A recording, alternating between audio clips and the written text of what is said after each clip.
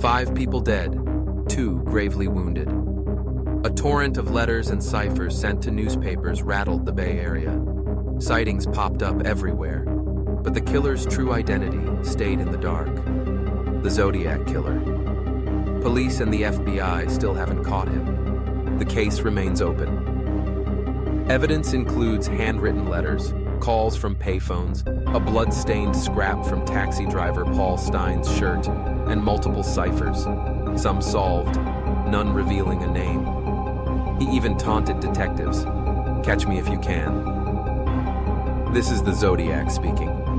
He bragged about the thrill of the hunt, threatened to bomb school buses, and enclosed ciphers.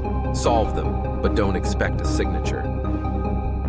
It begins on a winter night outside Benicia, December 20th, 1968. A quiet turnout on Lake Herman Road. Teenagers David Faraday, 17, and Betty Lou Jensen, 16, park beneath a sky that hisses with wind. Then, gunshots. The stillness buckles. Faraday falls. Jensen runs but never makes it far. By morning, officers have tire tracks, shell casings, and a cold patch of road, nothing else. The opening scene of a nightmare that will spool across the map. July 4th, 1969. Turns to July 5th in Vallejo. Blue Rock Springs Park glows with the last embers of Independence Day. Darlene Farron, 22, and Michael Mageau, 19, sit in a car when a man steps from the dark, floods them with a flashlight, then fires. Farron dies. Mageau survives. Minutes later, a payphone near the Vallejo Police Department rings. A flat, steady voice claims the shooting, and matter-of-factly links it to Lake Herman Road. He sounds less like a man confessing than a clerk reading from a ledger. By late July 1969, the press is no longer a bystander. The San Francisco Chronicle, Examiner, and Vallejo Times each receive a letter. 3 versions of the same message, every envelope carrying 1/3 of a 408-symbol cipher.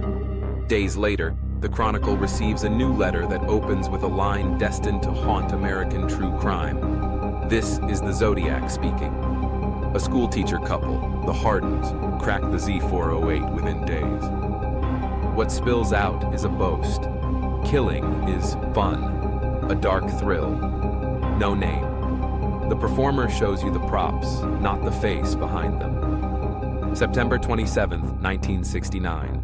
Lake Benicia, Napa County. The light is warm, the water calm. Brian Hartnell, 20, and Cecilia Shepard, 22, are picnicking when a figure approaches. Hooded, a crosshair emblem on his chest. He speaks softly, ties them with cord, and then the knife goes to work. Before leaving, he scrawls a message on Hartnell's car door, dates of the previous shootings, and today's method, by knife. Not long after, a payphone in downtown Napa rings. The same measured voice reports the crime. Hartnell lives. Shepard dies 2 days later. Evil arrives, performs, signs the stage, makes the call, and disappears. October 11th, 1969. Presidio Heights, San Francisco. Taxi driver Paul Stein, 29, is shot once in the head at Washington and Cherry. 3 teenagers across the street watch a man wipe down the cab, pluck something inside, and stroll away. Days later, the Chronicle receives a swatch of Stein's blood-stained shirt. That swatch says what no brag ever could. The letter writer and the killer are the same man. From late 1969 into 1970 to 1974, the mail keeps coming.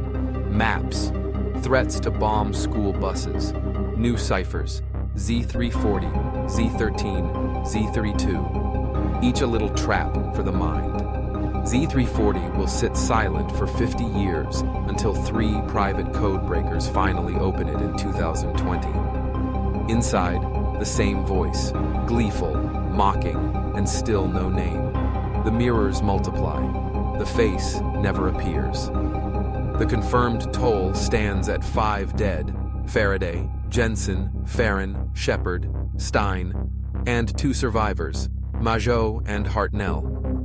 In his letters, Zodiac claims more, but proof never lands. Witness descriptions vary. Handwriting sways from spiky to controlled. Was it one chameleon predator, or a myth others learn to imitate? The longer the case breathes, the colder the letters feel. And then, silence. Not the silence of a story ending, but the hush of a predator changing skins. The crosshair symbol fades in old folders. The shirt fragment becomes a museum shard in the city's memory. The ciphers go public, studied and restudied, as if a name might flicker between two symbols if we just blink the right way. Today, Zodiac is still an open question. He once boasted, "You'll never catch me." So far, no one has proved him wrong. If he's out there, somewhere, maybe he still smiles each time we read the line he taught us to fear. This is the Zodiac speaking.